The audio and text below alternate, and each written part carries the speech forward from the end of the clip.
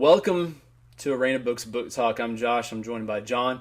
This is where we talk about science fiction and fantasy books. The abridged spoiler cast version. We talk a lot in detail about the books we're reading on our podcast. But we're talking N.K. Jemisin's Obelisk Gate today. This is part 2 of the Broken Earth trilogy. This is a Hugo Award-winning series, or part 1 was a Hugo Award-winning novel for 2016. Golf clap. Oh, yeah. Round of applause for N.K. Jemisin. It is well deserved. A jinx. No, really good story. And I don't know actually where to start. This is fantasy. Ostensibly, it's fantasy. No, it is fantasy. And it's got a bunch of characters that we love. It's got a world building that is, I think, as epic and sweeping as any other stuff we've seen, even the classics like Dune. It's really good. You should go back and start at book 1, but we're going to spoil some highlights. This is very spoiler-like because we want to just talk about how good this book is and kind of get you on board without spoiling a whole bunch of stuff. So got a lot of family dysfunction issues because these are essentially earth builders, benders, not builders, earth benders that are feared in this world. And now there's this cataclysmic, never-ending, what they call a season, which is just extremely horrendously bad weather and earthquakes and stuff that won't end for a generation because something has happened, and there's this unending season. The first book again is 5th seasons. The 5th seasons being the season you don't want to go take your kids on a picnic out in, I should say. Yeah, if you forgot anything about the first book when you're coming into this book, N.K. Jemisin reminds you, but in kind of a cool way. We continue forward with the plot. We jump right back in, and you get reminders of what happened in the first story through the characters' flashbacks, but in the flashback, it's not just regurgitating the same thing from the first story, it's new information you didn't get. I thought she did a brilliant job with this because the story continued to drive forward. I learned some new things, and then at the same time, I was reminded about what happened in the first story. Thank you, N.K. Jemisin. For instance, Jicha, the father, and the way he awfully murdered his son and was considering murdering his daughter. We got a lot more of that. N.K. Jemisin just kept putting that in my face over and over, and it got deeper and more twisted. And she was like, here, smell that evil. And I was like, stop it. and then eventually we kind of got past that. But yes, got plenty of reminders. A lot of prejudices in this world. The Earthbenders are all powerful, but they're not superheroes because if they sneeze, they can shatter the world. Because they basically harness the energy of the earth. That's the whole concept. And there's a lot of characters that we meet from the first book, but new characters in this one. I think they're all equally brilliant because they're all equally scarred. They all have their own, method of survival.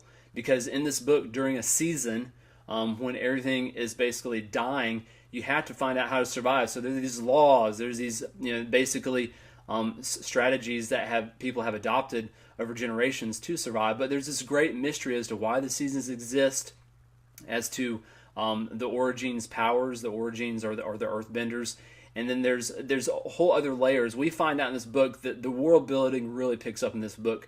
There's a huge war going on, so I actually love that we remain intimate with the characters. We see how their decisions and their lives and the consequences of everything that goes on in their lives, it weighs them down, and it's just a hard life. But then we see this epic scale of they're going to be critical. They're going to be critical in these older immortals that are trying to decide how the Earth should move forward, who should live and who should die, and how the Origins, the Earthbenders, are a pawn in this larger game. So it opens up the story big, and my jaw dropped. I'm like, holy cow!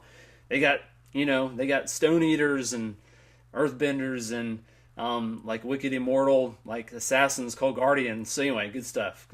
And cannibals, because when people died, they were also deciding who they were going to eat. Wasn't that great? I told you. But you know what I really liked about this book the most is the social commentary. We said it in the review of her first book. It's subtle. It's not in your face, really. It's preachy. But if you're paying attention to this book, you're going to see that she packs so much commentary on modern day politics, racial tensions, everything is packed into this story, and it's done in a way that if you're just paying attention, it's going to hit you like a brick. And for me, I just thought, wow, what great writing. So, for example, she talks about people being trapped in the middle. Feral ragas, if you don't know what that is, a feral origin, someone who's not been officially trained by the fulcrum, and how to the people in charge, the politicians, the schoolhouses, they're useful to them because they can help here and there. And then in their own communities, you have the regular normal humans that they hate them, but they tolerate them because they're useful to help them, shape land and, fix problems and, things that normal people couldn't possibly do. Yet they're not really liked by anybody, but they're just kind of pawns. They just get used. And I thought, wow, what a great commentary. And fill in the blank with a group of people that you can think of. They're used every day by politicians. They just want votes. People put up with them because they're useful for whatever in the community. It's the same thing. The book is full of that stuff. But it's not in your face. It's great fiction. It's what fiction at its best can make you do. It can make you look at the world in a different way without sitting or turning you off. It gives you another perspective. But at the core, it's a family story about this alienated daughter and this mother who are both all powerful. So the book really fleshes out that story and the motivations by each of them to find who they are and to figure out what they want to do in this world. There's some big epiphanies about what this world is all about. It's revealing, it's shedding this curtain, or pulling back the curtain, I should say, on what really is the world all about, and do they have the power to help change it. And it's really cool to see that they are going to, normal humans play these pivotal roles, but they're at the opposite ends. They're working with different parts of these different factions in the war. So they're on opposing sides. That's what I'm trying to say. And being on opposing sides, it's just like, is this family ever going to be saved or come back together? Because, Asun, the protagonist, she's never had a family for very long. It's just, again, tragedy after tragedy. So good stuff, really good stuff. We highly recommend it. And if you're a fan of high science fiction and fantasy, all melded into a great original story with awesome characters, definitely check out The Obelisk by N.K. Jemisin. And any parting thoughts, John? Yeah, the Earth just wants its baby back, man. The moon. Shh. All right. Oh. Spoiler. Oh, yeah, we knew that. Spoiler.